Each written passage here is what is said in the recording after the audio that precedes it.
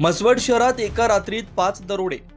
म्हसवड शहरातील अजितदादा पवार राष्ट्रवादी काँग्रेस पक्षाचे मान तालुका अध्यक्ष युवराज सूर्यवंशी व अजित सूर्यवंशी यांच्यासह त्यांच्या शेजारील 5 बंगल्यात आज पहाटेच्या सुमारास धाडसी दरोडा टाकण्याचा प्रयत्न झाला, पण म्हसवड पोलिसांच्या सावधानतेने हा प्रयत्न असफल झाला।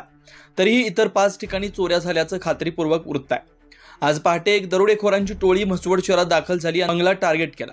त्याने बंगल्याच्या मोठी लाकडं दारी कटवणीच्या साह्यानं तोडून आत प्रवेश करत घरातील 6 कपाटे तोडून त्यातील साहित्य इतरत्र विस्कटून टाकलं।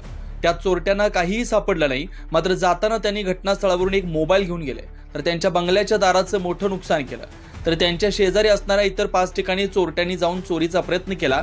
यात एका बंद घरात सुमारे 1.5 लाखांची रोकड चोरट्यांच्या हाती लागल्याचं समजतंय। ही घटना समजताच म्हसवड पोलिसांनी तात्काळ भेट दिल्यानं पुढील अनर्थ टळलाय। आज सकाळी घटना समजता सातारा पोलिसांचं श्वान आणि ठसे तज्ञाचं पथक दाखल झालं। अशाच नवनवीन अपडेटसाठी आमच्या खबर गावाकडची या चॅनलला सबस्क्राइब करा, आमचे व्हिडिओ लाईक करा आणि शेअर करा। धन्यवाद।